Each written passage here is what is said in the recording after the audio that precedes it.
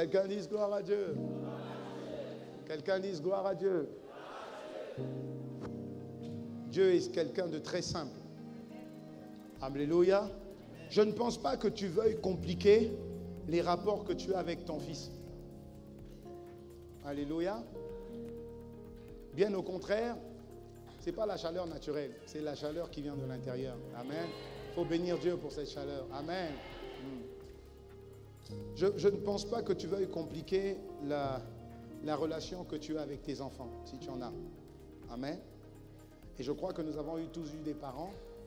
Je ne pense pas que nos parents aient voulu compliquer la relation que nous avons avec eux. Bien au contraire, nous adaptons notre communication à l'âge de nos enfants.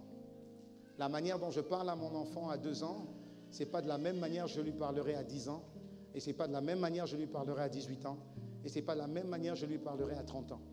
Alléluia. Pourquoi? Est-ce que c'est l'enfant qui adapte sa communication? Est-ce que c'est l'enfant qui s'adapte? Non, c'est le père qui s'adapte. Alléluia. Et plus le père s'adapte, il accompagne l'enfant à évoluer dans sa relation avec papa. C'est exactement ça pour Dieu. Et Dieu dit même une chose importante. Il dit, si méchants comme nous sommes, nous parents, nous savons quand même faire du bien à nos enfants, à combien plus forte raison lui en fait? Ça veut dire que la manière dont nous traitons nos enfants, lui il le fait combien de fois plus? Ça veut dire que Dieu est très simple avec toi et avec moi. Mais Dieu a un langage. Que quelqu'un me dise le langage de Dieu. Et il faut comprendre le langage de Dieu. Le problème, c'est celui-là. C'est que nous ne comprenons pas le langage de Dieu. Dis à ton voisin, aujourd'hui tu vas comprendre le langage de Dieu. Alléluia. Faites attention dans la manière dont vous communiquez avec Dieu. Je vous en supplie, faites attention à la manière dont vous communiquez avec Dieu. Vous pouvez communiquer comme tout le monde dès que vous sortez de l'église. Que quelqu'un me dise Amen. Mais à partir du moment où vous rentrez dans l'église, connectez-vous, exercez votre esprit à apprendre comment Dieu parle. C'est un conseil sage que je vous donne. Amen. Et j'ai toujours pour habitude, en tout cas, j'aime beaucoup lire ce verset parce qu'il est très révélateur. Dans 1 Corinthiens 2, verset 14, la Bible dit, 1 Corinthiens 2, verset 14, ma version c'est second 21, la Bible dit, l'homme naturel n'accepte pas ce qui vient de l'Esprit de Dieu. Car c'est une folie pour lui. L'homme naturel, c'est l'homme qui a ses facultés naturelles. C'est quoi les facultés naturelles? C'est mon intelligence. C'est ma capacité intellectuelle. Alléluia. C'est ce que le monde a fait de moi. Le monde m'a donné un diplôme. Alléluia. J'ai un MBA. Gloire à Dieu. Bénis le Seigneur pour ta vie. Je suis né d'une famille telle. Je viens de tel pays. Je viens de telle culture. Tout ça, c'est le monde. Ce sont des facultés naturelles. Que tu as acquis où? Ou que tu as cette faculté, tu l'as acquise où? Dans le monde. Et Dieu dit ici, l'homme qui a ses facultés naturelles ne peut pas comprendre ce qui vient de Dieu. Pourquoi? Parce que la manière dont le monde communique, ce n'est pas la manière dont on communique avec Dieu. Et il continue en disant, car c'est une folie pour lui, il est incapable de comprendre ces choses. L'homme naturel, le chrétien naturel, est incapable. Le chrétien religieux est incapable de comprendre ces choses. Il y a beaucoup de chrétiens religieux, vous savez. Parce que quand vous venez à l'église, des fois, dès qu'on dit louer et adorer, je dis non, un peu de tenue. Mais qui t'a dit qu'il faut que la tenue dont tu dis qu'il faut la tenue là, ça vient de Dieu? Dis-moi un peu dans la Bible où on a marqué, tenez-vous bien dans la présence de Dieu. Dis-moi, c'est où? Alléluia. Dès que tu commences à sauter un peu partout, les gens disent, c'est une église d'excités. Mais tu es un chrétien endormi. Alléluia. Parce que Dieu est un feu dévorant. Un feu dévorant, c'est comme un feu qui est excité. Il faut toucher le feu dévorant, tu vas voir. Est-ce que quelqu'un me suit? Est-ce que vous comprenez ce que je dis? Donc, beaucoup de personnes qui ne comprennent pas en fait ce que tu fais, trouvent ça étrange.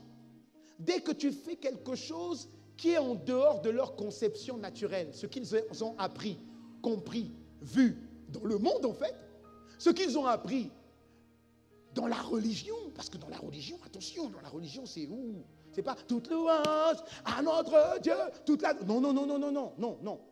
Dans la religion, c'est cantique numéro 4, verset, ligne numéro 6. Chantons toute louange. Allez. Toute louange à notre Dieu, toute l'adoration à notre Dieu, toute louange, un peu plus haut, toute louange, toute louange. Voilà, et là, tu vois, c'est l'église. Donc à l'église, tout doit être calme, doucement. Qui vous a dit ça? Non, vous avez appris ça où? Est-ce que c'est biblique? Et on dit ici, l'homme naturel est incapable de comprendre les choses de l'esprit parce que c'est un langage spirituel. Ça veut dire que Dieu a un langage spirituel et nous avons un langage naturel. Le problème, c'est que nous avons grandi dans le monde naturel. Nous avons appris Dieu, ça fait peut-être 2 ans, 1 année ou 3 ans. Et encore, ce que nous avons appris de Dieu est peut-être faussé. Et donc, nous avons plein de rites dans la tête. Et nous sommes déjà conditionnés quand nous venons dans une église où Dieu vit. Alléluia. Et donc, ça met mal à l'aise ton voisin quand il te voit sauter partout. Et le voisin se met à critiquer et il dit, c'est pas normal, c'est quoi ce truc-là? C'est pas une église. Je ne sais pas ce que c'est, mais c'est pas une église. Et je voudrais juste te dire à ton frère et à ta sœur, tant que ce que nous faisons est inscrit, ça veut dire crois seulement. Et fais seulement. On verra aux fruits que tu manifesteras. Est-ce que quelqu'un me suit? Pourquoi j'ai fait cette introduction? Parce que, en fait, vous allez vous rendre compte que ce qui empêche principalement les chrétiens, je parle des chrétiens, de réussir, malgré le fait, merci, gloire à Dieu. Gloire à Dieu. Gloire à Dieu. Amen, gloire au Seigneur. Amen. Est-ce qu'on peut acclamer le Seigneur pour lui?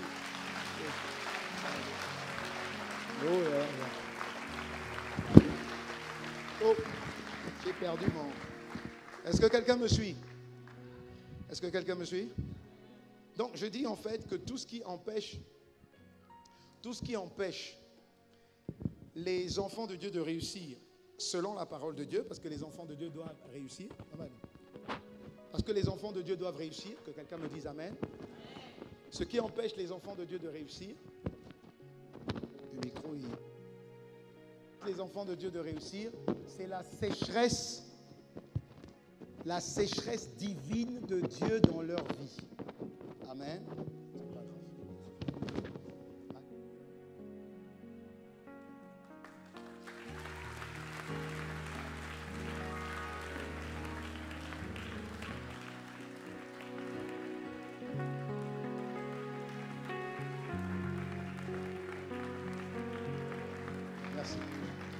Merci.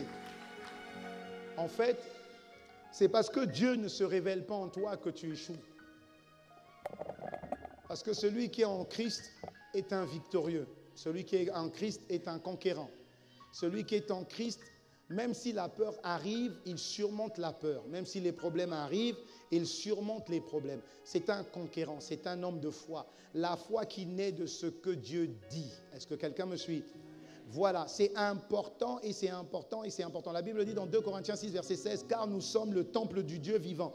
La signification du Dieu vivant, ça veut dire le Dieu plein de vigueur et le Dieu plein de feu. Donc, si le Dieu plein de feu est en toi, tu es naturellement en feu. Alléluia. Alléluia. Ça veut dire que tu es embrasé. Ça veut dire que tu es passionné. C'est quelque chose qui viendra de l'intérieur. Et tu vas voir que ton intelligence, ton QI va essayer de bloquer ce que tu ressens. Pourquoi? Parce qu'il y a quelque chose, une voix qui va dire, mais attention, hein, que vont penser les autres? Que vont penser les autres? Tu es quand même un papa, tu es quand même une maman, tu es quand même un tel, tu es quand même un tel, tu es quand même un tel, tu es quand même un tel. Il y aura toujours cette voix qui va vouloir t'empêcher d'être et de faire ce que Dieu veut que tu sois et que tu fasses. Nous sommes le temple du Dieu vivant. Et Dieu dit, j'habiterai en vous et je marcherai. Ça veut dire, je vais me révéler. Ça veut dire qu'on doit voir Dieu en toi. Est-ce que quelqu'un me suit? C'est ce que Dieu dit, amen ou pas?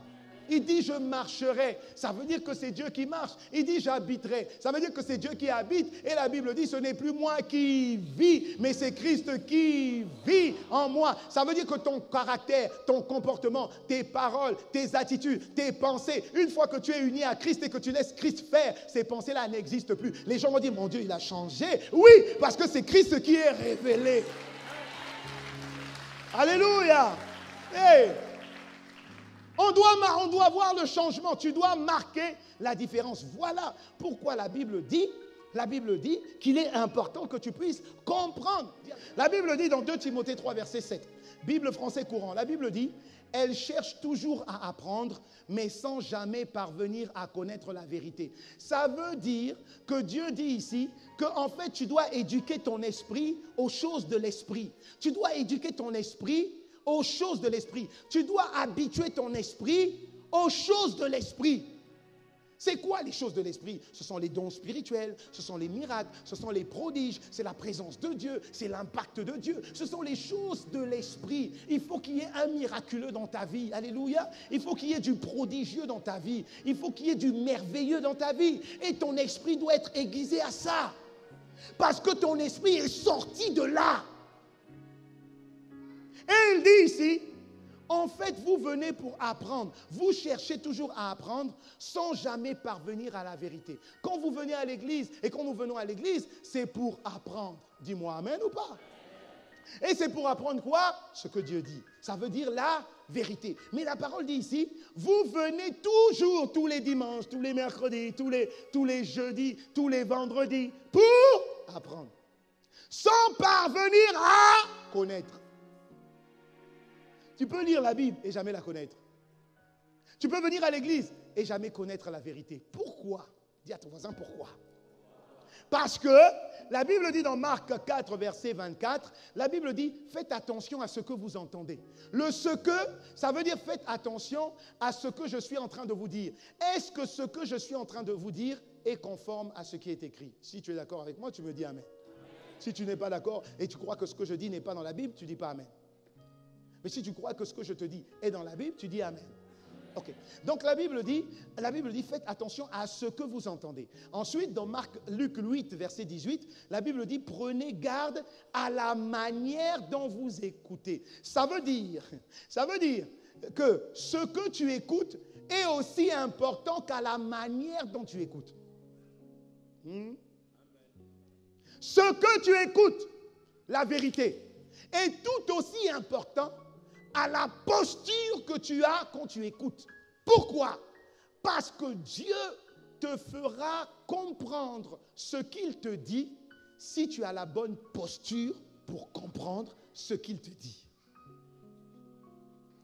Pour aller encore plus loin, si tu viens pour écouter la parole de vérité, dispose-toi à écouter cette parole. Quand Dieu vient et qu'il voit que tu n'es pas préparé, tu n'es pas disposé pour écouter la parole, Dieu ne fera pas en sorte que tu la comprennes. Ça veut dire que tu vas passer du temps à l'église sans jamais marcher dans la vérité que Dieu dit. Est-ce que quelqu'un me suit? Regardez, il y a beaucoup de gens. Vous connaissez que la Bible dit fuyez l'impudicité, non? C'est écrit ou pas? La Bible, c'est écrit ou pas? C'est écrit ou c'est pas écrit? Ok. Impudicité, ça veut dire coucher avec quelqu'un sans être marié. C'est ça ou pas? Non, mais pourquoi vous êtes calme dingo? Bon, c'est ça ou c'est pas ça? Dites-moi. C'est ce que Dieu dit ou pas? Bon, pourquoi toi tu continues? Et puis tu viens à l'église, hein? Et puis tu continues. Et puis tu es arrivé à un niveau où ça ne te gêne même pas. À l'aise. Tu viens pour apprendre, mais en fait tu ne comprends pas. Tu connais la parole, mais en fait tu n'es pas rentré dans la vérité, c'est-à-dire dans le réma. Ça veut dire la vie qu'il y a dans ce que tu sais, mais que tu ne pratiques pas. Dieu dit, parce que tu viens déjà avec une idée que tu ne changeras pas. Vous comprenez? Je sais que j'ai une concubine. Je sais que je suis paxé. Hein? Ça, c'est le monde, ça. Ça, c'est le monde, quoi. Hein? C'est le pax. Vous êtes paxé, quoi. Juste pour calmer vos émotions. Tu sais que dans la Bible, il n'y a pas de paxage. Ça n'existe pas. Non, mais tu le sais, hein? Ouais. Tu le sais, hein? Pas de problème, tu sais ça. Malgré tout, tu aimes Dieu. Et puis tu dis, toute louange à notre Dieu, toute l'adoration à notre Dieu, toute louange. Dieu dit menteur, menteuse. Tu m'honores des lèvres alors que ton cœur est éloigné de moi. Pourquoi? Parce qu'en fait, Dieu dit que ce que nous faisons, nous devons être conscients que ce que nous faisons, c'est la vérité. Alléluia. Ça veut dire que quand nous louons là, et quand nous disons toute louange, c'est que tu réalises que vraiment toute la louange, c'est à ton Dieu en fait. Et que toute l'adoration, c'est à ton Dieu. En fait, quand tu le fais, tu es conscient de la vérité contenue dans ce que tu es en train de faire en fait. Alléluia. Ça veut dire que tu marches pleinement dans la vérité. C'est à ce moment-là que la parole de vérité influe en toi. Pendant que tu es en train de louer dans la vérité, c'est là où maintenant le Saint-Esprit te prend et te propulse dans le surnaturel. Et tu n'es plus dans le naturel. Et tu te mets à faire des choses, tu n'en es même pas conscient. Il y a une dame chez moi, une vraiment très classe, vraiment tout ce qu'il y a de classe. Hein. Plus classe qu'elle, je crois, ça n'existe pas. Très classe, très rigolo. Elle aime le Seigneur, mais elle se bat beaucoup avec ses émotions. Dès qu'on lui dit, danse un peu, elle dit, oh, jamais, jamais, oh, jamais, quand même. Mais elle a quand même une faculté, c'est de dire à Dieu, Seigneur, je m'abandonne entre tes mains. Et comme Dieu la connaît, Dieu la prend au mot. Et vous savez ce qui se passe des fois? Quand elle est saisie, elle se met à danser devant tout le monde. Mais écoutez, hein, elle se met à danser devant tout le monde. Oh, oh, oh, oh, et en fait, et quand elle est vraiment devant tout le monde, le Saint-Esprit est magnifique. Parce que des fois, il fait rire. Il fait en sorte qu'elle revienne à elle. Pouf, revient. Et puis quand elle revient, elle fait...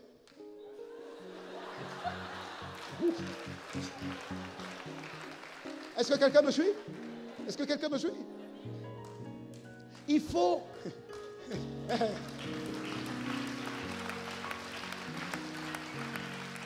Alléluia. La Bible dit, laissez-vous conduire par le Saint-Esprit. Sinon, vous obéirez à la chair. Laissez-vous conduire. Et la manière dont le Saint-Esprit va te conduire, tu n'en sais rien. Tu ne sais pas. Parce que le Saint-Esprit est comme le vent. Aujourd'hui, il va te saisir. Tu vas sauter dans tous les sens. Demain, tu auras une sensation de crainte. Tu vas te prosterner. Tu vas t'adosser complètement. Quand le Saint-Esprit saisit les gens. Vendredi dernier, un des membres du Mon Protocole, tu sais, ils sont toujours très zélés. Là. Ils viennent, ils vont tomber. Ils tombent où?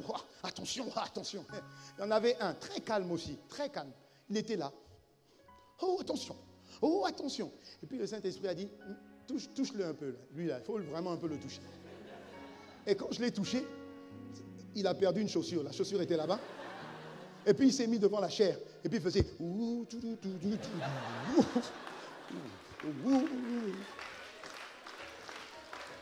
Amen. Une personne, mais calme, elle ne peut pas faire ça d'elle-même. Impossible, impossible, impossible. Mais c'est juste qu'ils sont quand même sensibles à Dieu. Et je prie que ton cœur soit malléable. Tu vois? Amen. Que ton cœur soit malléable. Ésaïe 1, en fait. Il dit, si vous êtes bien disposés, si vous avez de la bonne volonté, vous mangerez les meilleures productions du pays. Ça veut dire que si vous laissez le Saint-Esprit vous conduire comme il veut, peu importe ce que vous faites, mais peu importe ce que vous faites, vous le faites pour Dieu. Vous ne le faites pas pour le voisin qui est là. Tu le connais depuis peut-être juste pendant le culte. Après, vous ne vous verrez plus. Mais ce n'est pas grave, ne fais pas attention. Même ton mari, laisse ton mari de côté, maman. Tu dis là, c'est chacun, c'est Dieu et Dieu, chacun. Alléluia. Est-ce que tu peux acclamer le Seigneur pour ça? Hey! C'est à ce moment-là que quand tu te laisses conduire comme ça, c'est à ce moment-là que la Bible dit que tu offres un culte spirituel. Parce qu'il y a beaucoup de cultes que nous venons offrir à Dieu ce qui n'est pas spirituel. Notre offrande là n'est pas une offrande spirituelle. Pourquoi une offrande spirituelle? C'est une offrande conduite par l'Esprit. Tu me suis ou pas? La Bible dit dans Jean 4, verset 23, parole vivante, mais le temps viendra. Non, il est déjà là. Quelqu'un dit le temps est déjà là. C'est maintenant. Ok. Où l'Esprit Saint qui révèle la vérité. Vous voyez, on revient toujours à la vérité. L'Esprit Saint qui révèle la vérité rendra les vrais adorateurs, parce qu'il y en a de faux, rendra les vrais adorateurs capables d'apporter à Dieu un culte spirituel conforme à la vérité. Ce sont là les adorateurs que le Père recherche. Ça veut dire qu'il y a un type de chrétien que recherche Dieu. S'il te plaît, ce n'est pas toi qui recherches, c'est Dieu. Quand Dieu recherche, attends, Dieu recherche. Mais comment Dieu peut chercher? Dieu sait tout, voit tout, omnipotent, omniscient, omniprésent. La Bible dit quand même qu'il cherche. Ça veut dire qu'ils sont rares, ce type. Ils sont très rares. Dans une église, des fois, il n'y en a même pas un seul. Même pas un seul. Heureusement pas dans cette église. Amen. Il s'agit que d'une seule personne pour changer toute l'atmosphère. Et c'est ce que je vais t'enseigner aujourd'hui. Que quelqu'un dise Amen. Amen. Alléluia. Je vous ai dit que sur le siège de la relation, il y a des éléments. Quand tu utilises ces éléments, tu es en connexion avec Dieu. Et quand tu es en connexion avec Dieu, le but, c'est que Dieu révèle sa gloire. Nouvelle relation, nouvelle gloire. Alléluia. Voilà pourquoi la première habitude que tu dois développer, c'est... Plus fort, c'est... Très bien.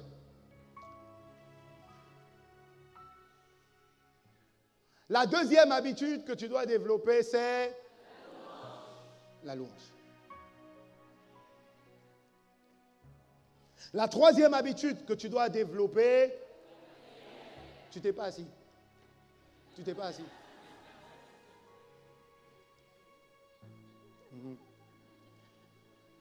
La troisième habitude que tu dois développer, c'est...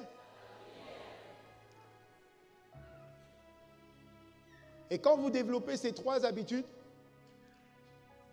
vous êtes rentré dans la dimension de l'invitation. C'est là où vous invitez le Saint-Esprit. Vous invitez le Saint-Esprit. Vous n'invitez pas Jésus parce que Jésus ne viendra pas. Dis à ton voisin, Jésus ne viendra pas. S'il revient, dis-lui, s'il revient, c'est pour repartir soit avec moi et puis moi. Alléluia. Alléluia. Jésus ne reviendra pas, sauf quand il viendra nous prendre. Dieu ne vient pas. Pourquoi? Parce que la Bible dit que Dieu est assis sur son trône. Jésus est à la droite. Il est aussi assis et il intercède. Bon. Qui est avec nous ici? Alléluia. Donc, on doit inviter le... Et ces trois éléments nous permettent de l'inviter. Est-ce que quelqu'un me suit? Je le développerai bien tout à l'heure. Ensuite, une fois que vous êtes passé par le stade de l'invitation, vous allez rentrer dans la dimension de l'information ou encore la formation. Et à ce moment-là, le prochain sera la communication. Amen. C'est là où vous commencez à communiquer avec Dieu et à parler avec Dieu. Ce n'est pas votre pote. C'est votre ami, mais c'est votre meilleur ami. On ne parle pas n'importe comment à son meilleur ami. Alléluia. Parce que là, vous rentrez dans le domaine de l'information. Vous voulez qu'il vous informe pour vous former. L'information pour vous former. Pas des théories, mais pour vous former. Une fois que vous avez commencé à communiquer avec lui, en fait, vous communiquez efficacement quand vous prenez l'habitude de demeurer dans la... C'est très bien. Dans la méditation. Méditation de la parole. Parce que Dieu ne pourra vous parler qu'à travers sa parole. Même quand quelqu'un vous dit, vous donne une prophétie. Aujourd'hui, tu feras ça, ça, ça, ça, ça, ça. En fait, je ne te dis rien de nouveau. Dieu te l'a déjà dit. Et Dieu te confirmera par sa parole. Encore faudrait-il que tu connaisses ça. Et tu connais la parole par là. Alléluia. Très bien. À force de méditer, il faut que la parole devienne vie et qu'elle marche en toi. Et pour ça, tu vas rentrer et tu vas connecter avec la... Oh, que quelqu'un acclame la révélation. Amen. Au niveau de la révélation, vous êtes rentré dans la dimension, vous avez fini la dimension de l'information et de la formation. Amen. Maintenant, vous allez rentrer dans une dimension super importante, qu'on appelle la dimension de la transformation. La transformation commence avec le fait que Dieu devient ton meilleur ami. rapidement. Et l'amitié de Dieu est appelée à croître. Le premier niveau de l'amitié de Dieu, c'est l'amitié de Dieu. Le deuxième niveau de l'amitié de Dieu, c'est que tu commences à devenir comme lui. C'est-à-dire que tu rentres dans la communion. Communion, c'est commun et union. Ça veut dire que tu deviens comme lui. Tu parles comme lui, tu fais comme lui, tu agis comme lui, tu te laisses conduire par lui. C'est pourquoi on appelle ça la phase de la transformation. Il te transforme de l'intérieur et cela se verra. Même pas aujourd'hui, c'est pas grave, ça se verra. Alléluia. Et le plus haut niveau de transformation, c'est là où tu touches à l'intimité. Je résume parce qu'il y en a qui n'ont pas été là dimanche, vendredi, jeudi. Sinon, vous ne comprendrez pas la suite. Donc, prenez des CD si vous pouvez les prendre. Amen. Quand vous avez fini la dimension de la transformation, maintenant vous rentrez dans la dimension de la manifestation. La manifestation, c'est que les gens voient vos fruits. Alléluia. Parce que vous êtes convaincus que ce que vous avez entendu ici, Dieu livre ses secrets seulement aux intimes. Seulement aux intimes. En fait, quand Dieu t'a libéré une parole, c'est bon, c'est déjà fait. Une fois qu'il t'a libéré la parole, tu peux commencer à espérer contre toute espérance. Peu importe ce que les circonstances te disent. Quand Dieu a parlé, Dieu a parlé. Quand Dieu a parlé, Dieu a. Quand Dieu a parlé, Dieu a. Quand Dieu a parlé, Dieu a. C'est pourquoi il faut que Dieu parle dans l'intimité. Alléluia. Alléluia. Ok. Une fois que tu espères en Dieu, tu peux maintenant mettre en pratique ce que déjà Dieu t'a dit. Ça veut dire que tu es spontané. Ça veut dire que tu es prompt. Dieu t'a dit quelque chose, fais-le. Je parlais d'une femme qui attend un enfant. Mais si Dieu a dit tu as un enfant, vas-y. Hein? Fais la chambre, tout ça. Parle à ton ventre, parle au bébé. Pas de problème. Même s'il met 15 mois avant de se faire, avant d'arriver, c'est pas grave. Vous savez qu'il y a des enfants qui mettent 14 mois dans le ventre. Il y en a qui tardent à arriver, il y en a qui tardent à sortir. Et il y en a qui tardent à grandir. 14 mois dans le ventre. Une femme est venue me voir. Mais je dis, mais tu n'as toujours pas accouché? Il dit, parce qu'il ne veut pas sortir. Ça fait combien de temps? Ça fait 14 mois. 14 mois! Elle dit, oui, ça fait 14 mois. Je dis, non, il y a un problème. Appelle ton mari. J'ai appelé son mari. J'ai dit, c'est toi. Tu as dû bloquer l'enfant là. Qu'est-ce qui s'est passé? En fait, il ne voulait pas de cet enfant. J'ai dit, ben voilà. Pourquoi il n'est pas pressé de sortir? Tu n'en veux pas. Demande pardon. Demande pardon à Dieu. Demande pardon à ta femme. Demande-toi pardon et demande pardon à l'enfant. Fais ça à la maison. Je n'ai pas besoin de prier pour vous. Faites-le. Il est parti, il a demandé pardon. Le soir même, l'enfant est sorti. Que quelqu'un me dise amen? Alléluia. Une fois que tu es spontané par rapport à ce que Dieu te dit, il ne te reste plus qu'à rendre gloire à Dieu. Donc à dire merci. Alléluia. Et merci, c'est acclamer. Acclame pour toi. Alléluia. Maintenant, il y a deux clés particulières. Deux clés, que quelqu'un dise deux clés. Deux clés qui te permettent. Tu vas toujours commencer avec ces deux-là. Descendez. Tu commenceras toujours avec ces deux-là. Soit l'un, soit l'autre. Après, à partir de ce moment, à partir d'ici, tu peux interchanger. Le Saint-Esprit fera en sorte, tu peux commencer, peu importe. Ici, ça va changer. C'est le Saint-Esprit qui décide.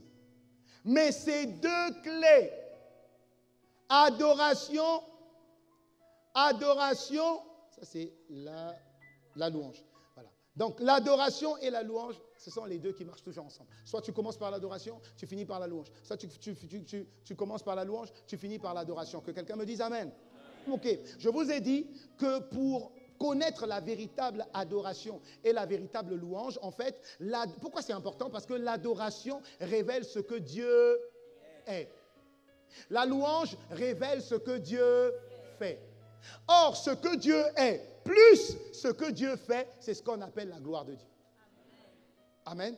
Donc, ceux qui sont les mieux placés, ou celles qui sont les mieux placées, pour manifester la gloire de Dieu, ce sont ces deux-là.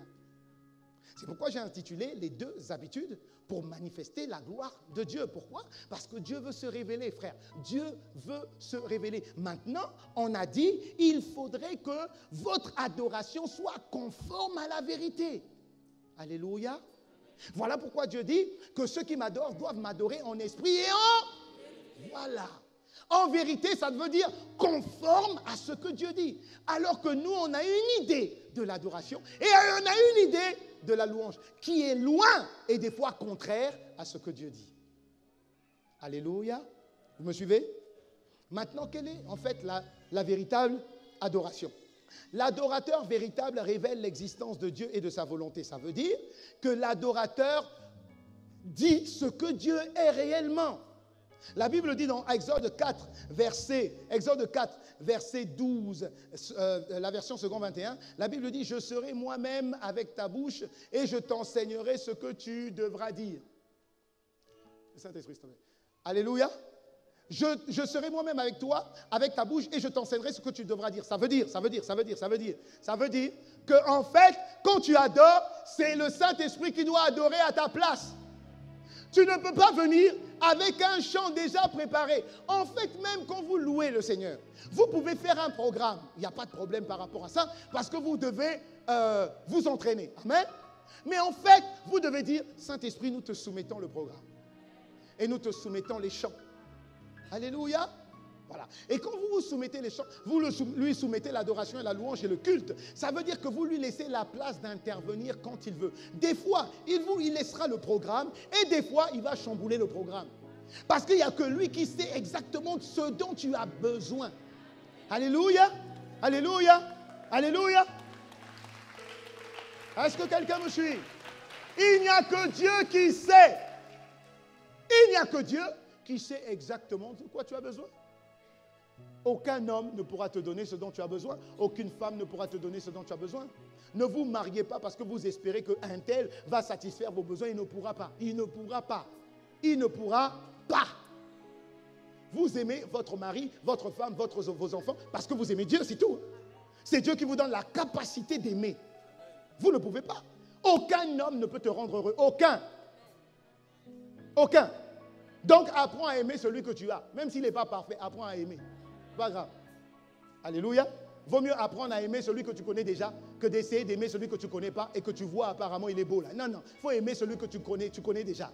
Apprends à l'aimer. Avec l'aide du... Alléluia. J'aime bien ce calme là, c'est bien. Alléluia. Ensuite, l'adorateur véritable réveille la présence de Dieu au milieu des saints. Super important. L'adorateur véritable doit réveiller la présence de Dieu. Pourquoi? Parce que Dieu consomme. Que quelqu'un dise consommation. Dieu consomme ton adoration. Nous sommes des consommateurs de magasins. Hein? Quand c'est les soldats. Non, Dieu consomme ton adoration. Donc, Dieu mange ton adoration. Il faut lui donner de quoi manger. Alléluia. Et il faut que ce manger soit spirituel, pas naturel. Hey. Alléluia. Et une fois que vous avez connecté à l'esprit, suivez ça. Une fois que vous avez connecté à l'esprit, même votre programme, même si vous commencez par toute louange à notre Dieu, toute l'adoration à notre Dieu, toute louange à notre Dieu. Quand je monte ici pour commencer, nous allons donner la louange à notre Dieu et l'adoration à notre Dieu. Que quelqu'un me dise Amen. Que quelqu'un me dise Amen. Mm-hmm. Ah. Eh, eh, eh.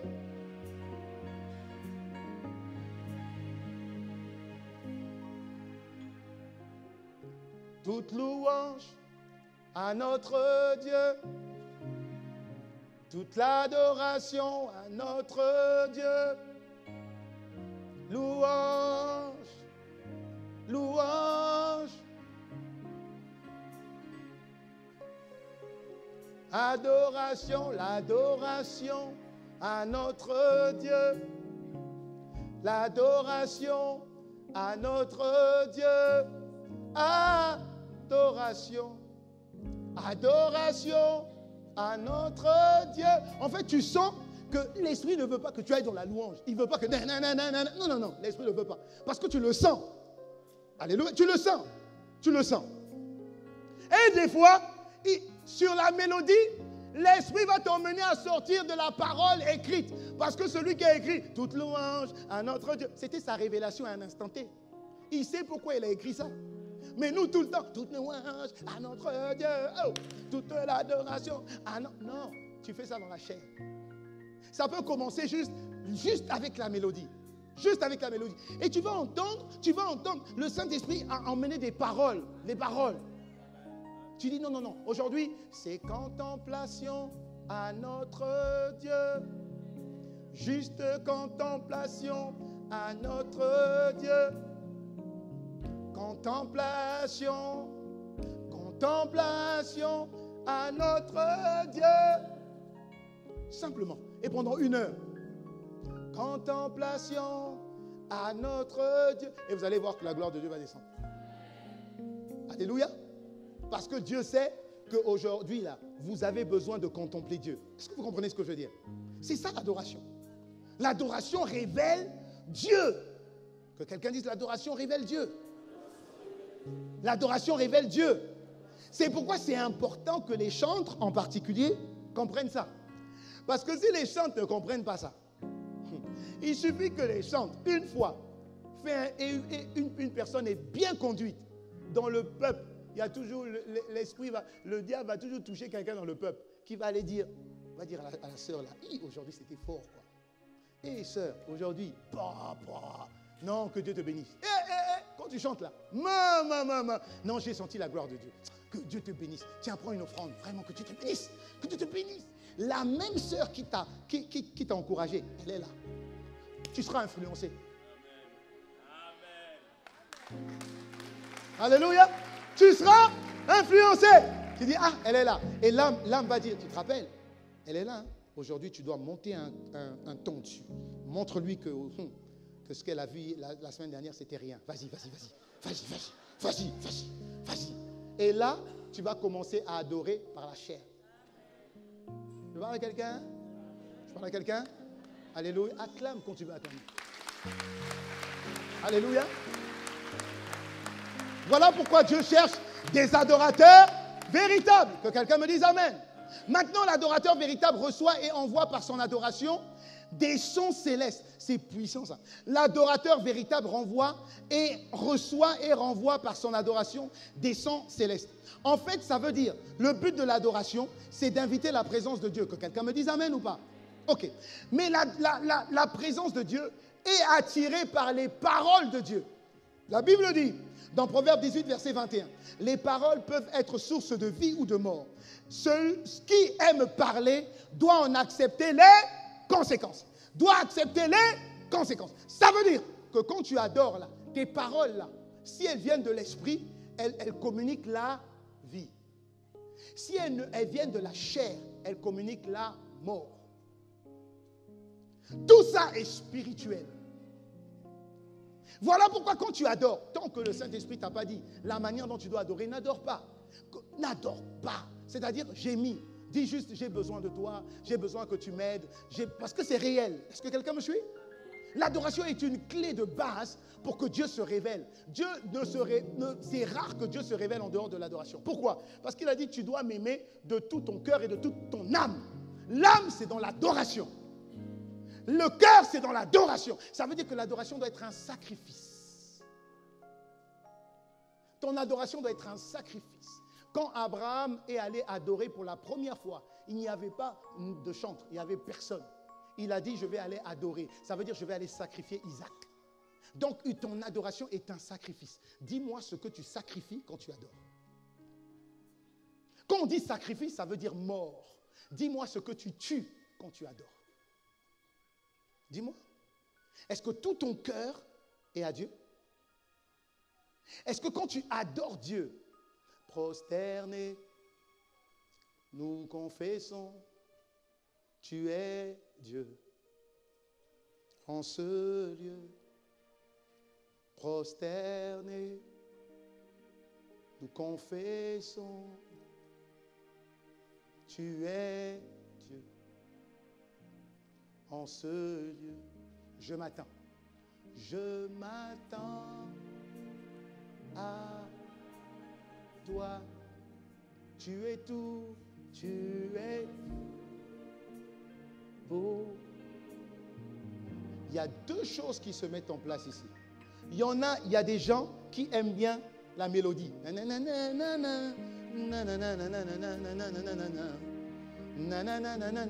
Oh, j'aime ce chant. Oh oui.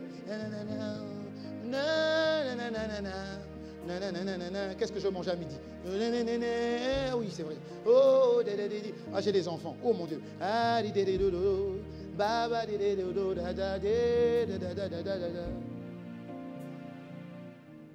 y en a qui aiment bien.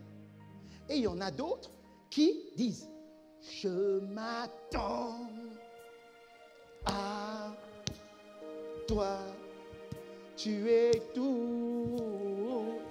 Oh, oh, oh, oh, oh, et je m'attends à... Naturellement, celui qui fait ça, son corps est obligé de suivre. Et vous allez voir que celui qui fait dans les émotions, tu vois, il sera assis.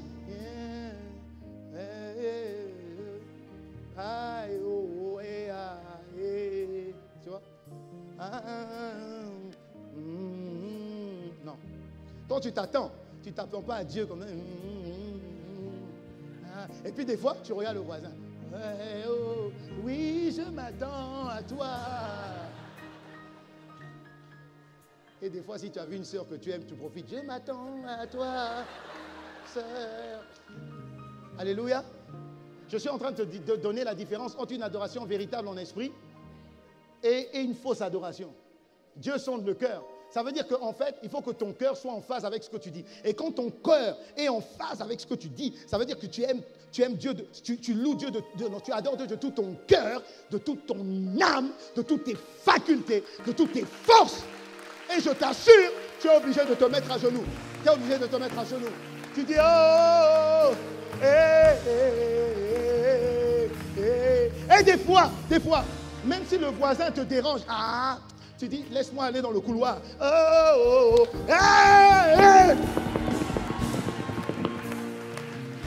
Alléluia. Pourquoi? Parce que c'est l'adoration véritable. Et Dieu cherche ce type d'adorateur. Et Dieu les cherche pour les soutenir. Est-ce que tu comprends? C'est une clé. Et là, tu te sacrifies. Là, c'est un sacrifice. Le sacrifice de te lever, le sacrifice de te déplacer, le sacrifice de prosterner ton corps. C'est-à-dire que des fois, il dit, mais t'es une soirée, t'es invité à midi, le mascara va couler. Tu t'en fous du mascara.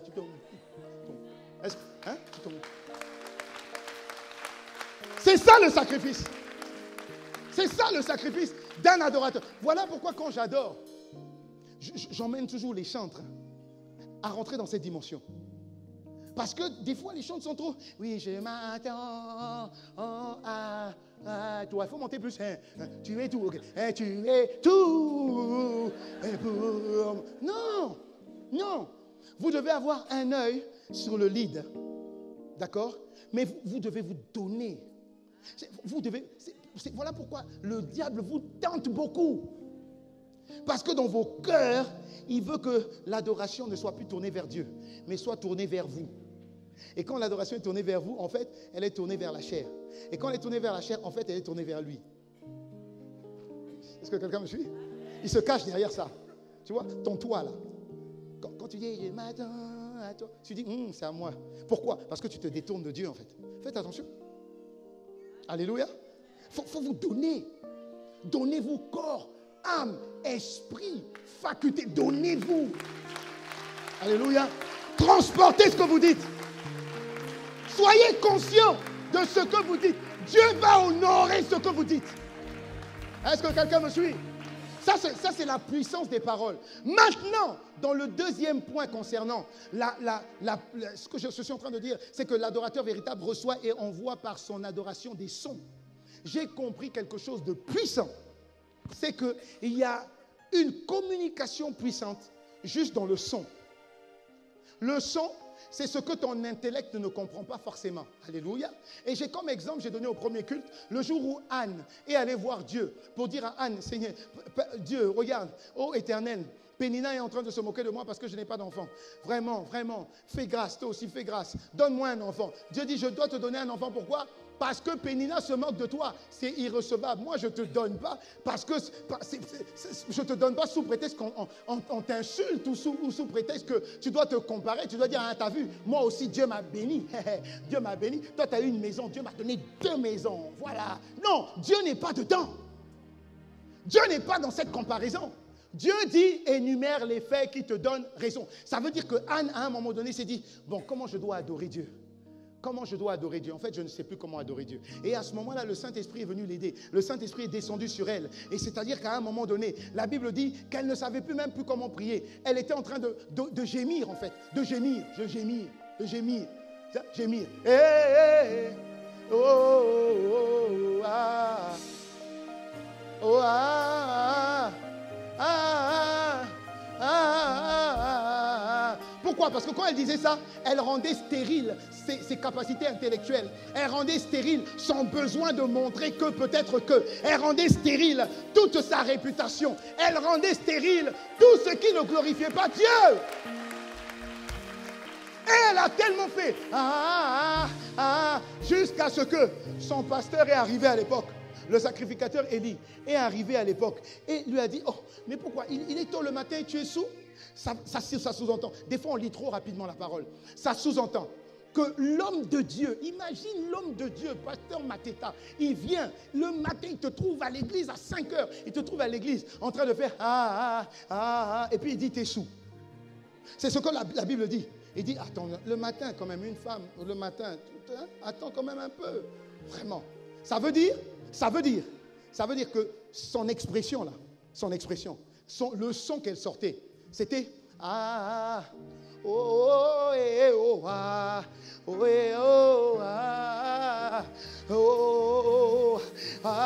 c'est-à-dire qu'elle avait tellement gémi avec des sons que son attitude ressemblait à une femme qui était sous, jusqu'à ce que l'homme rempli de l'esprit s'est laissé tromper par son attitude.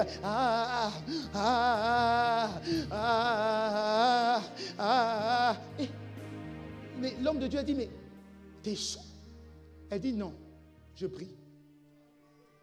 L'homme de Dieu a dit, une prière à cette dimension, que Dieu te donne ce que tu recherches. Hey! Hey! Hey!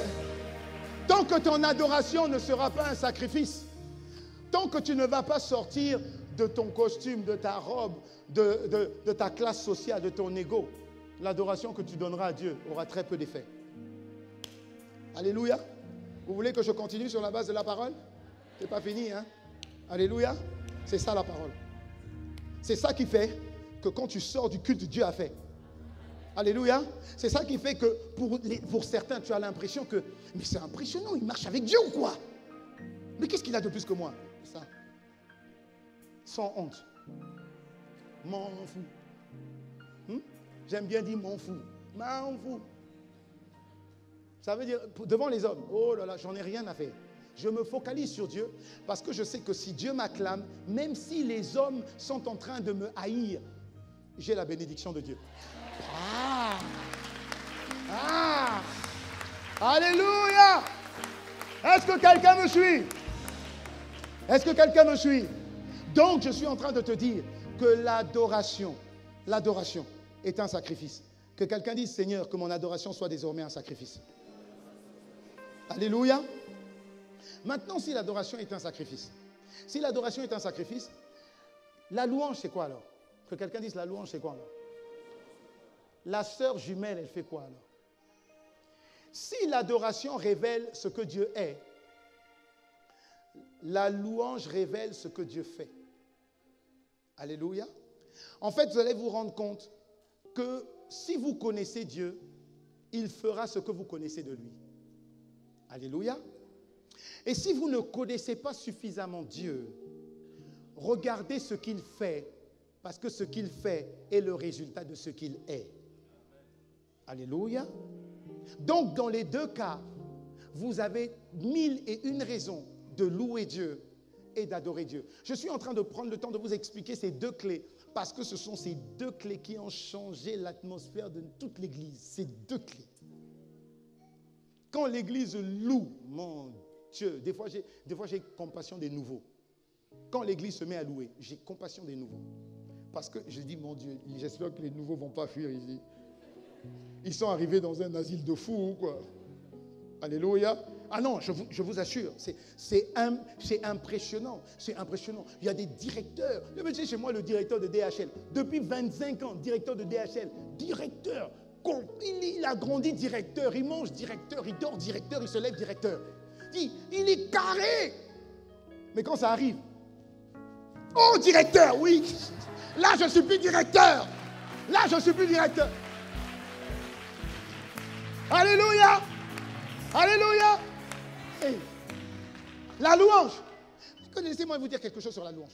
La louange, ce n'est pas... La louange élève les hauts faits de Dieu. Que quelqu'un me dise Amen. Alléluia. Parce que la Bible dit, Psaume 150, verset 2, second 21, louez-le ou louez Dieu pour son extraordinaire façon d'agir. Dieu agit d'une manière extraordinaire. Hier, ceux qui ont reçu la prophétie, n'oubliez pas cette prophétie. Exode 34, verset... Merci. La Bible dit que Dieu va faire en toi et par toi des choses terribles. Alléluia. Ça va être terrible. Amen. Et là, il dit, louez-le pour son extraordinaire manière d'agir. Louez-le pour l'immensité de sa grandeur. Ça veut dire que tout ce que Dieu fait est merveilleux, glorieux, magnifique, excellent, terrible, puissant. Alléluia. Alléluia. Et Dieu dit, louez-le pour ce qu'il fait. Maintenant, la louange et l'adoration, ce n'est pas, comme je vous ai dit, juste le rythme. Non, non, non, non, non, non. En fait, la louange s'exprime par des chants. Oui. Des chants plus rythmiques. Pourquoi? Parce que c'est une joie. Alléluia. C'est une joie. Donc, il est beaucoup plus aisé de pouvoir louer Dieu en chantant, en louant des instruments de musique, en poussant des cris de joie, en acclamant, en applaudissant, en prenant une posture. Amen, amen, amen. Est-ce que quelqu'un me suit? Un enfant de Dieu doit être un homme embrasé. Si tu n'es pas embrasé, tu ne pourras pas allumer d'autres personnes. Le monde est éteint. Donc ta famille a besoin d'être embrasée. Ton église a besoin d'être embrasée. Ton entreprise a besoin d'être embrasée. Là où je vais faire ma salle de sport, là où je vais faire le sport, je suis arrivé, je n'ai pas dit que j'étais pasteur. 3 mois après, tous les profs de sport sont à l'église. Tous. Alléluia. Tous. Je n'ai pas dit que j'étais pasteur. Je n'ai pas dit. Et il m'appelle, mon prof de sport. Non, je t'aime, pasteur, tu me manques. Je dis, vraiment, heureusement qu'on est en Christ. Hein. Et si tu le vois, il est balèze. Non, mais il est énorme. Un jour, il vient à atmosphère de gloire. J'ai dit, bon, je vais te montrer aujourd'hui qui est costaud. Il est à atmosphère de gloire. Et puis il priait, il fait comme ça. J'ai dit, ok. Et quand il y avait la présence de Dieu, Dieu dit, bon, il a beaucoup de choses sur lui, il faut que tu enlèves ces choses-là. Touche-le. Il est touché. Il a fait... J'ai touché. Il a fait... J'ai dit touché. Il a fait pouf par terre. Et non, il y avait l'assistant pasteur Victoire, la sœur de Armel. Et comme il était musclé, j'ai dit à l'assistant pasteur Victoire, il faut que tu le rattrapes, là, il va tomber. Elle m'a regardé. Le pasteur, s'il te plaît. J'ai dit, alléluia. En fait, il y a une... Et ce qui était impressionnant, c'est que c'est cette manifestation de la présence de Dieu sur lui qui a touché tous ses élèves. Vous comprenez? C'est pas juste tomber pour tomber, c'est pas ça qui est important. Que quelqu'un me dise Amen. Non, c'est que les gens se sont dit, mais c'est impressionnant, c'est Maître Lina. Tout le monde le connaît à Pointe-Noire quand même, c'est le maître. Juste à toucher, il est tombé. C'est pas possible. Ça les a tous convertis. Tous. Que quelqu'un me dise Amen. Que quelqu'un me dise Amen. Alléluia. Mais pourquoi Pourquoi tu manifestes un tel niveau de gloire? Tu peux la manifester. Voilà pourquoi je prends le temps de te l'expliquer. Tu peux la manifester en manifestant une adoration sacrificielle et aussi en donnant une louange qui soit à l'image de ce que Dieu veut. Et pour te l'expliquer convenablement, permets-moi d'aller, si tu le veux bien, dans Samuel 2 Samuel 6. Permets-moi d'aller dans 2 Samuel 6 avec moi. Amen. 2 Samuel 6 à partir du verset 12. Alléluia. Et vous allez voir ce qui va se passer. Je veux que tu comprennes. On est à la fin. Je veux que tu comprennes et que tu saisisses et que quand tu vas sortir de ce séminaire et que tu dis Seigneur, merci pour ce que j'ai reçu. Maintenant, je vais manifester ta gloire. Merci. Et parce que tu auras le droit de manifester la gloire de Dieu que tu auras reçue. À condition que tu adores et que tu loues en esprit et en vérité. Très bien. Maintenant, voilà ce que la vérité nous dit sur la capacité de la louange. Lisons. La Bible dit. Alors, verset 12. On vint dire au roi David, l'Éternel a béni la famille d'Obed-Édom et tout ce qui lui appartient à cause de l'arche de Dieu. L'arche de Dieu, c'est la présence de Dieu. Amen. David se mit alors en route et fit monter l'arche de Dieu depuis la maison d'Obed-Édom. Amen. Prenez l'arche. Amen. Déposez louange et adoration. Vous allez l'exprimer. Amen. Donc, venez. Alors, la Bible dit, David fit monter depuis la maison d'Obed-Édom l'arche jusqu'à la ville de David. David le fit au milieu des réjouissances. Au milieu des réjouissances. Au milieu des réjouissances de qui? Du peuple. Pourquoi tu te réjouis pas? Alléluia. Alléluia. Écoute bien. Je prie que tu puisses capter cette clé. Je prie que tu captes cette clé. Je prie que tu captes cette clé.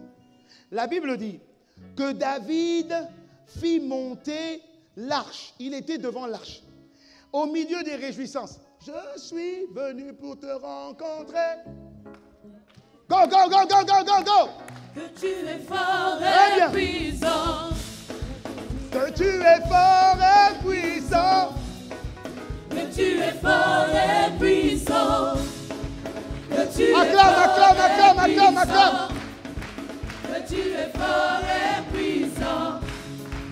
Que tu es fort et puissant. Micro. Que tu es fort et puissant. Micro.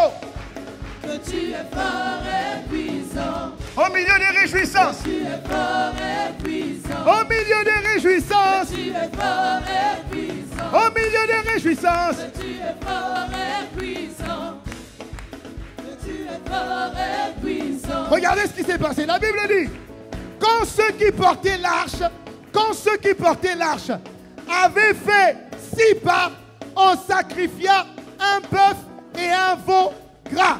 Ça veut dire, vas-y, fais 6 pas. 2, 3, 4, 5, 6. David dit, attends, je sème, fais encore 6 pas. 1, 2, 3, 4, 5, 6. Ça veut dire, attends, je sème. Dieu a dit, David a donné des offrandes tous les 6 pas de la maison d'Obed-Édom jusqu'à la cité de David. Ça veut dire qu'il a été spontané. Il a semé.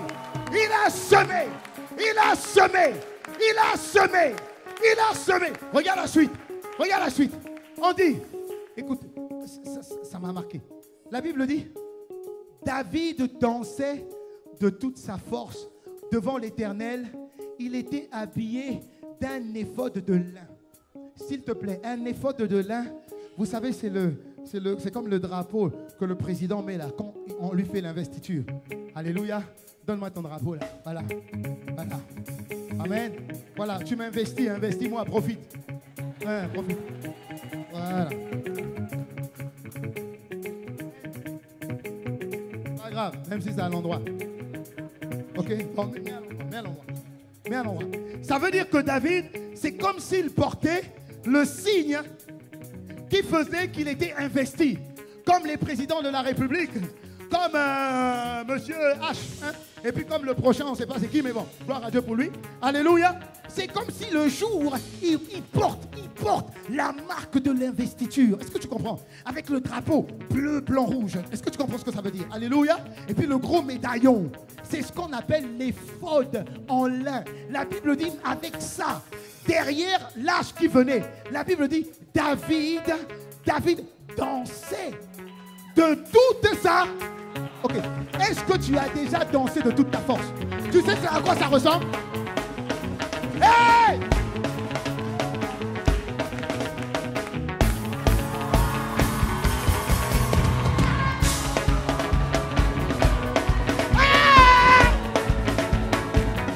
De toute ta force! De toute ta force! De toute ta force! De toute ta force! De toute ta force! Permets que je continue. Permets que je continue. Acclame Dieu, acclame Dieu, acclame Dieu. Je suis en train de te montrer une louange qui fait descendre Dieu. Il y a louange et louange. Il y a adoration et adoration. Je dis, la Bible dit, Dieu ne tarde pas pour accomplir ses promesses. Mais il est patient. Pourquoi? Pour que tu comprennes la puissance qu'il y a derrière une adoration véritable et une louange véritable. Dès que tu enclenches la grâce de Dieu. Elle est obligée de descendre sur ta vie. Regarde la suite. C'est pas fini. Regarde la suite. David et toute la communauté d'Israël firent monter l'arche de l'Éternel avec des cris de joie. Avec des trompettes.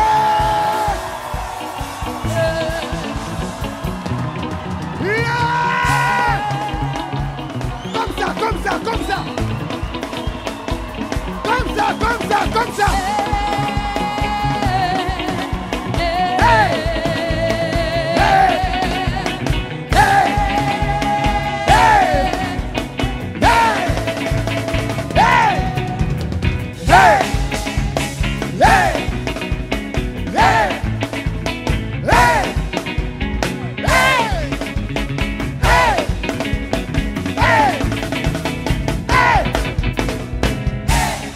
Écoute, c'est pas fini, c'est pas fini. C'est pas fini. Écoute maintenant, écoute.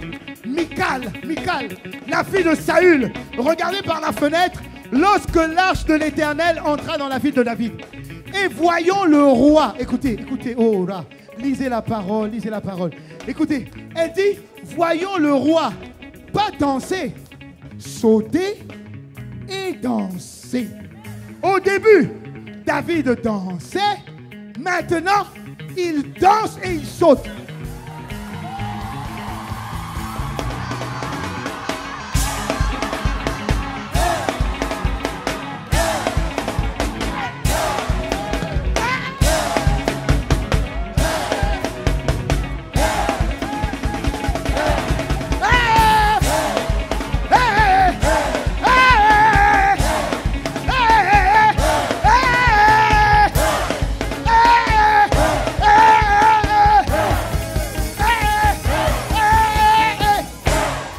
C'est pas fini.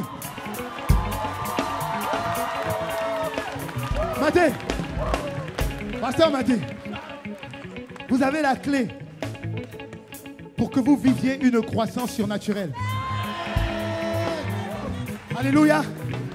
Jésus dit, parce que vous n'avez pas eu honte de moi. Parce que quand vous dansez comme ça, c'est pas pour un homme.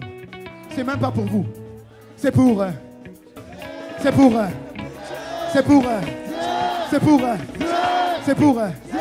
Et il continue en disant, parce que vous n'avez pas eu honte de moi, je n'aurai pas non plus honte de vous. Devant! Alléluia! Regardez la suite. La Bible dit, Michal, sa femme éprouva du mépris pour lui dans son cœur. Les gens ne le voyaient pas. Mais dans son cœur, il y a quelqu'un qui dit, Bon, comme là, on dit que je vais faire semblant.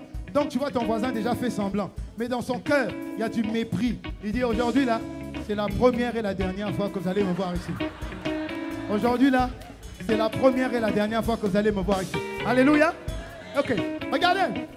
Une fois qu'on eut emmené l'arche de l'Éternel, on l'a mis à sa place au milieu de la tente de David, que David avait dressée pour elle. Cette église, vous l'avez dressée pour Dieu.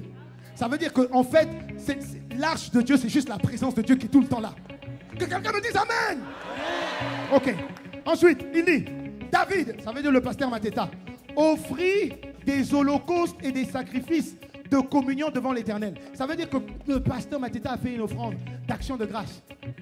Alléluia, avec la paix Chantal. Ils ont fait une offrande d'action de grâce. Oh, alléluia. Parce qu'ils ont reconnu la présence de Dieu dans l'église. Parce qu'ils veulent que la présence de Dieu reste dans l'église. Parce qu'ils veulent que le feu de Dieu reste dans l'église. Ils ont fait une offrande d'action de grâce. Dis-moi Amen. Ok. Ensuite, quand on eut fini d'offrir des holocaustes et des sacrifices de communion, ça veut dire que les gens semaient. Les gens n'arrêtent pas de semer, parce que dans la présence de Dieu, mon frère, sème. Même ce qui te reste, sème. Même ce que tu n'as pas, sème. Alléluia. Parce que dans la présence de Dieu, Dieu multiplie à un niveau. Alléluia. Okay. Ensuite, pasteur Mateta bénit le peuple au nom de l'Éternel de l'univers. Ça veut dire que quand il va se mettre là et quand il va décréter, tout ce qui sortira s'accomplira dans ta vie. Au nom de Jésus. S'accomplira dans ta vie. Au nom de Jésus. S'accomplira dans ta vie. Au nom de Jésus. Dis-moi Amen. Ok. Je vais maintenant au verset 20. David à la fin du culte, du deuxième culte. David, pasteur Mateta, retourna chez lui. Bon, Michael, c'est pas la paix Chantal au nom de Jésus. En tout cas, David retourna chez lui pour bénir sa famille. Ça veut dire que quand tu vas repartir chez toi, là, c'est pour déverser la grâce que tu as reçue. C'est pour que tu puisses imposer la main à ton enfant qui est malade. Il recevra la guérison dans le nom de Jésus. Je t'assure qu'il recevra la guérison dans le nom de Jésus. Alléluia. Ok. Et regardez maintenant ce qui s'est passé. Michal venait à sa rencontre et elle dit, quel honneur aujourd'hui pour le roi d'Israël de s'être dénudé aux yeux des servantes de ses serviteurs. Aux yeux des servants de ses serviteurs. Alléluia. Pas aux yeux de ses serviteurs, mais aux yeux des servantes. Ça veut dire qu'il était ridicule. Michal a dit, mais tu t'es ridiculisé. Sans valeur. Comment tu peux sauter comme ça? Ça va. Comment tu peux faire ça? Tu es quand même quelqu'un. Tu es quand même le roi. Tu es quand même un papa. Tu es quand même une maman. Tes enfants sont là. Ton mari est là. Tu vas bouger comme ça. Calme-toi, un peu de tenue. Tu m'as fait honte là.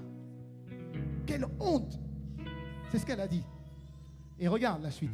David répondit à Michal, c'est devant l'Éternel qui m'a choisi, de préférence à ton père et de préférence à toute sa famille, pour m'établir comme chef de son peuple sur Israël. Écoutez maintenant. C'est devant l'Éternel que j'ai dansé. Écoutez la clé. Alors, je veux paraître encore plus petit. Pas aux yeux des autres maintenant, mais à mes propres yeux. Et me rabaisser. Je peux me rabaisser aux yeux des autres. Mais là encore, c'est petit. Je veux que même moi-même, mon âme me dise, oh, toi aussi, il y a des choses qu'on fait, il y a des choses qu'on fait pas. Est-ce que quelqu'un me suit? David dit, je veux me rabaisser. C'est-à-dire, je veux paraître ridicule. Toutefois, je serai honoré auprès des servantes dont tu parles. Je serai honoré. Je veux paraître ridicule. Je veux paraître ridicule. Pas aux yeux de mon voisin, pas aux yeux de ma voisine. Je veux faire quelque chose de ridicule que moi-même, je dis, mais vraiment, ce que tu fais là est ridicule. C'est ça le niveau de la louange. Danser jusqu'à être toi-même ridicule. Est-ce que vous voyez? Le jour où pasteur Yves a prêché dessus, vous savez ce qu'il a fait? Il a fait ça. Ah, Est-ce que quelqu'un me suit? Alors tu es capable de faire plus. Tu es capable de faire plus. Tu es capable de faire plus. Plus. Plus. Hey! Plus. Plus. Plus. Ah, plus.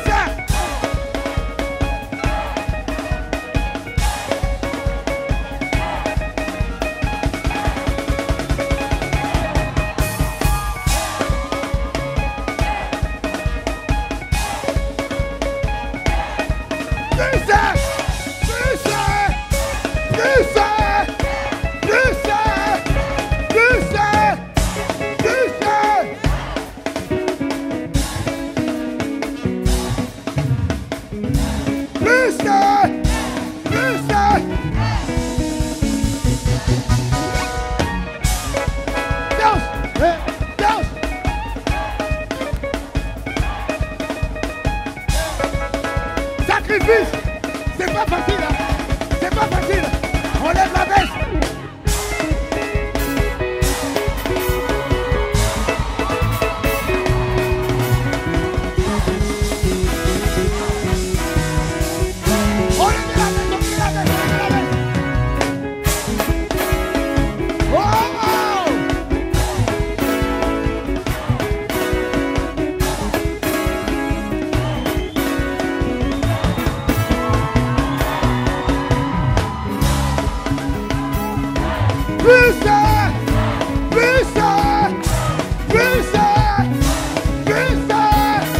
On lève la veste,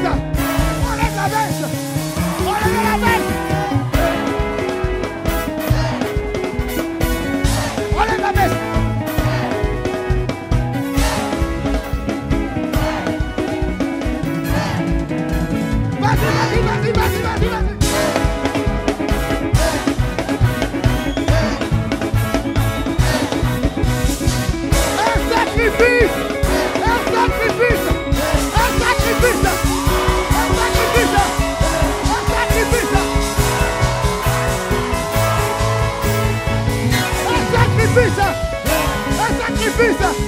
Un sacrifice.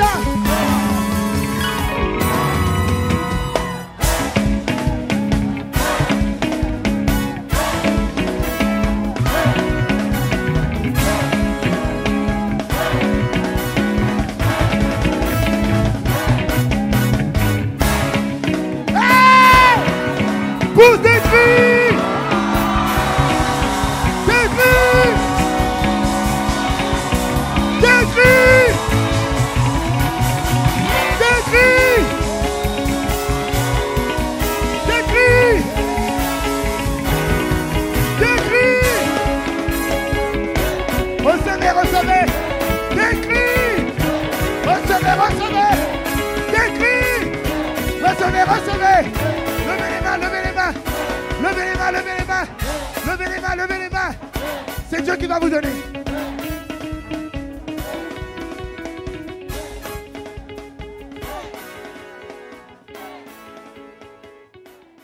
Bonjour à nouveau. Nous croyons que vous avez été bénis par ce message et nous ne voulons pas clôturer ce moment de rediffusion sans vous donner l'opportunité de pouvoir accepter Christ dans votre vie.